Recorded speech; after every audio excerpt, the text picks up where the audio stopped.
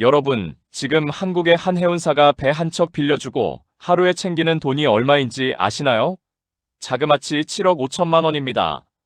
하루에요. 한 달이면 225억 원이고 이 회사가 바다 위에서 돌리고 있는 배가 150척이나 됩니다. 블룸버그가 이 회사를 뭐라고 불렀는지 아시나요? 이란 전쟁의 가장 큰 승자라고 지목했습니다. 미국이나 이스라엘 같은 강대국도 아니고 한국의 해운사가 이번 전쟁의 진정한 주인공이라는 겁니다. 이 회사 이름은 아마 평생 한 번도 들어보지 못하셨을 겁니다. 재계 순위 30위인데도 일반인들한테는 무명이나 다름없거든요. 비상장 회사인데다 회장님부터 아드님까지 언론 노출을 극도로 싫어하는 집안입니다. 그런데 이 회사가 전쟁 터지기 딱 한 달 전에 텅 빈 배 6척을 페르시아만 한복판에 미리 보내놓고 기다리고 있었습니다. 짐도 하나 안 실은 텅 빈 배를요. 대체 어떻게 전쟁이 터질 걸 알고 이런 도박을 걸었던 걸까요? 우선 지금 바다 위 상황부터 짚어보겠습니다. 호르무즈 해협, 이란과 오만 사이에 끼어있는 좁은 길목인데 가장 좁은 곳은 폭이 겨우 4km밖에 안 됩니다. 전 세계 석유의 20%, 하루 2천만 배럴이 이 좁은 길을 통과하고 있고 이 출구를 통해 나오는 기름의 80%가 아시아로 옵니다. 한국, 중국, 일본의 핵심 생명선이죠. 그런데 원래 하루 80척씩 북적이던 이 해협이 지금 사실상 멈춰 있습니다. 유조선 통행량이 70%나 떨어졌고 150척이 넘는 배들이 해협 밖에서 꼼짝도 못하고 있어요. 이란이 해협을 완전히 봉쇄해버렸기 때문입니다. 전 세계 석유가 흐르는 가장 중요한 동맥이 끊겨버린 겁니다. 문제는 중동 산유국들이 석유 채굴을 쉽게 멈출 수 없다는 점입니다. 유전을 한번 멈추면 다시 가동할 때 천문학적인 비용이 들어가거든요. 배가 못 들어오니 이라크와 쿠웨이트의 육상 저장 탱크가 빠른 속도로 꽉 차기 시작했습니다. 수도꼭지는 계속 틀어져 있는데 배수구가 꽉 막힌 거랑 똑같은 상황이죠. 바로 여기서 구원 투수가 등장합니다. VLCC 초대형 원유 운반선입니다.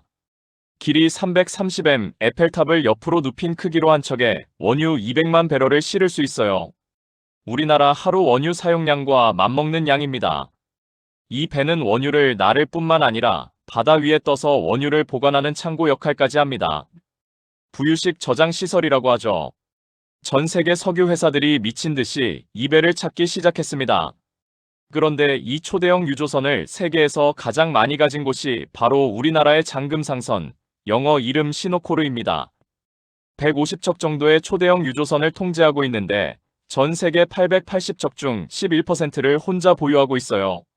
11%가 별거 아닌 것 같지만 진짜 중요한 건 단기 용선 시장입니다. 당장 급하게 배가 필요한 시장에서 장금상선의 점유율이 무려 37%까지 올라갑니다. 노르웨이의 유명한 선박 중개회사 펄리스가 추정한 데이터입니다. 분석기관 시그널 그룹에서는 단일 업체가 단기 유조선 시장을 이 정도로 장악한 사례는 역사적으로 전례가 없다고 평가했습니다. 이게 뭘 의미하냐면 장금상선이 가격을 마음대로 정할 수 있는 프라이스 메이커가 됐다는 겁니다. 싫으면 다른 데 알아보세요 할 수 있는 위치인데 문제는 다른 데에 가봐야 빌릴 배가 없다는 거죠. 런던의 선박 중개업체 페어플레이십 브로커스의 할보르센 이사도 블룸버그 인터뷰에서 시노코르는 사실상 원하는 가격을 그대로 제시할 수 있는 독보적 위치에 있다고 말했습니다. 실제로 지금 장금상선이 유조선 한 척을 하루 빌려주는 가격이 50만 달러, 우리 돈 7억 5천만 원에 육박합니다. 작년만 해도 하루 5만 달러였으니 1년 새 10배가 폭등한 겁니다. 배 한 척 사는데 평균 8,800만 달러, 약 1,300억 원인데 하루 50만 달러씩 벌면 6개월이면 배값을 다 회수합니다. 이런 배를 100척 넘게 굴리고 있으니 숫자가 정말 어마어마하죠. 반면 바다 건너 일본은 원유 수입의 95.9%를 중동에 의존하고 있었는데 해협이 막히니 기름이 출발조차 못하고 있습니다.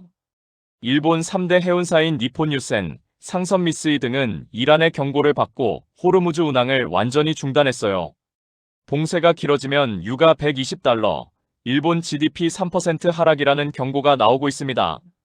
중국도 석유 수입의 44%가 중동인데 그나마 남은 기름을 실어 나를 배까지 한국 회사가 쥐고 있는 상황입니다.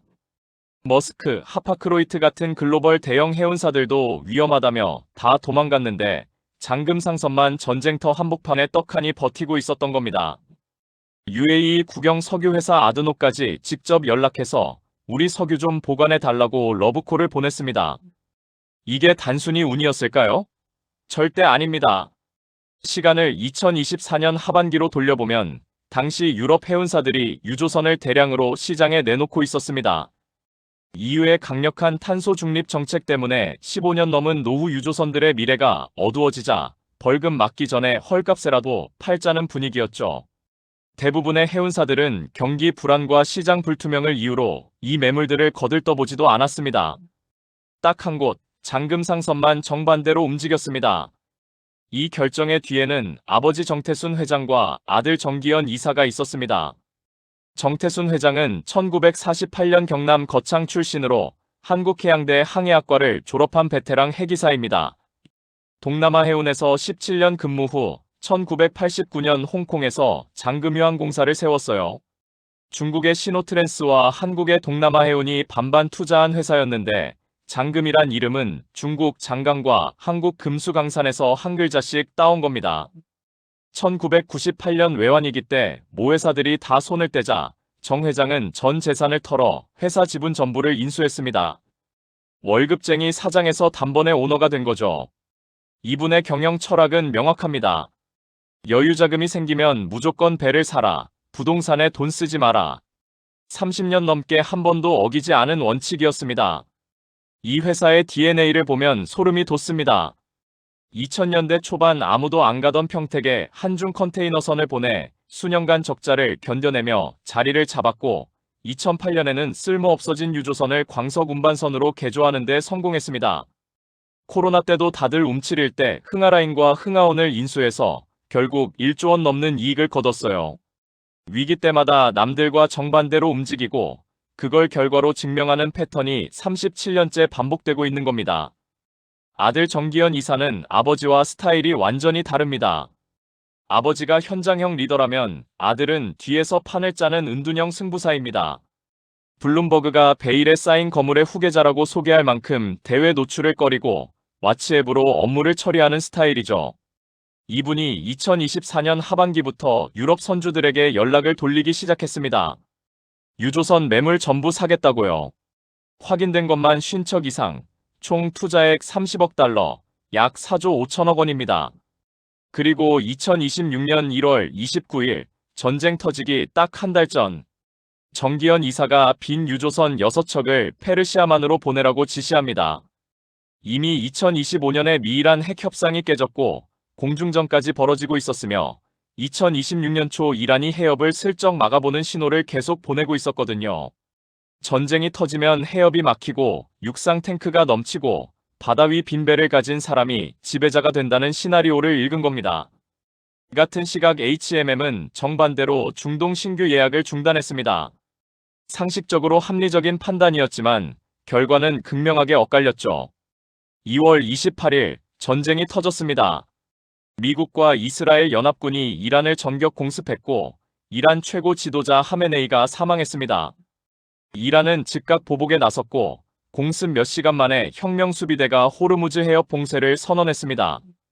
유조선들이 미사일에 맞는 장면이 뉴스에 나오고 배럴당 67달러였던 유가가 100달러를 넘어 한때 111달러까지 치솟았습니다.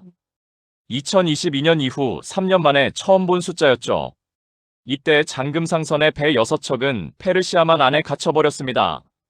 세계 언론은 무리한 배팅의 최대 피해자라고 보도했죠. 하지만 바로 여기서 영화 같은 반전이 일어납니다. 해협이 막히자 석유가 갈 곳을 잃었고 저장 탱크는 넘치기 직전이었습니다. 이때 가장 절실한 게 바다 위에 석유를 담아줄 큰 배, 바로 부유식 저장 시설입니다. 그리고 페르시아만 안쪽 가장 좋은 위치에 빈 배를 가장 많이 가진 회사가 장금상선이었던 겁니다. 가장 위험하다던 회사가 순식간에 전 세계 유일한 구원자가 됐습니다. 세계적인 석유 재벌들이 줄을 섰고 아드녹 같은 거대 국영 기업도 돈은 얼마든지 줄 테니 보관해 달라고 매달렸어요. 육상시설은 미사일이 날아올 수 있으니 오히려 바다 위 배가 더 안전한 창고가 된 아이러니한 상황이죠. 용선료는 하루 5만 달러에서 10만, 20만을 넘어 50만 달러까지 찍었습니다. 과거 1990년 걸프전이나 1980년대 탱커 전쟁 때도 유조선 주인들이 큰 돈을 벌었지만 그때 최고 기록이 하루 10만 달러였습니다. 지금은 그 5배인 50만 달러가 현실이 됐고 과거 어떤 해운사도 시장의 37%를 혼자 장악한 적은 없었습니다. 불과 몇 달 전 세계 12위권이던 조용한 회사가 그리스와 노르웨이의 전통 강자들을 제치고 3위권까지 올라갔어요. 유조선 시장 18년 만에 중고배가 새 배보다 비싼 기이한 현상까지 나타났습니다. 당장 기름을 담을 수 있는 중고가 3년 기다려야 하는 신조보다 값어치가 높아진 거죠.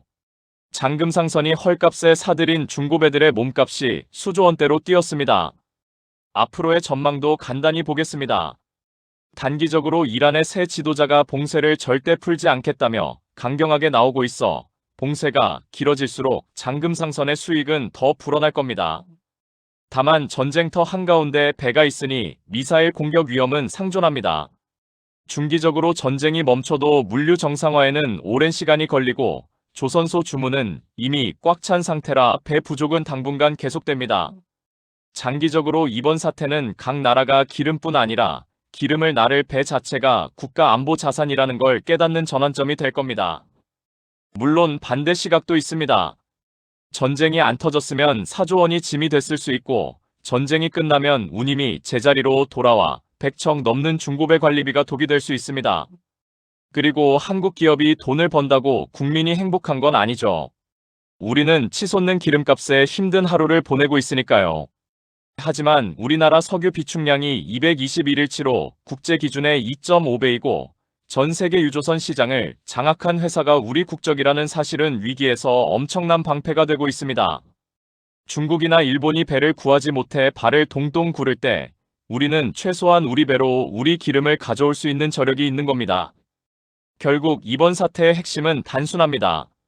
전쟁이라는 최악의 위기가 닥쳤을 때 마지막에 웃는 자는 배를 가진 사람이었다는 것. 남들이 유조선을 버릴 때 하나둘 모으고 전쟁 전에 빈 배를 현장에 보낸 그 과감한 선택. 위기는 준비된 사람에게만 기회라는 가면을 쓰고 찾아온다는 말이 4조 5천억 원짜리 실화가 된 셈입니다. 여러분은 장금상선의 이번 행보가 치밀한 전략이었다고 보시나요? 아니면 하늘이 도운 운이었다고 생각하시나요? 댓글로 솔직한 의견 남겨주시면 하나하나 읽어보며 소통하겠습니다.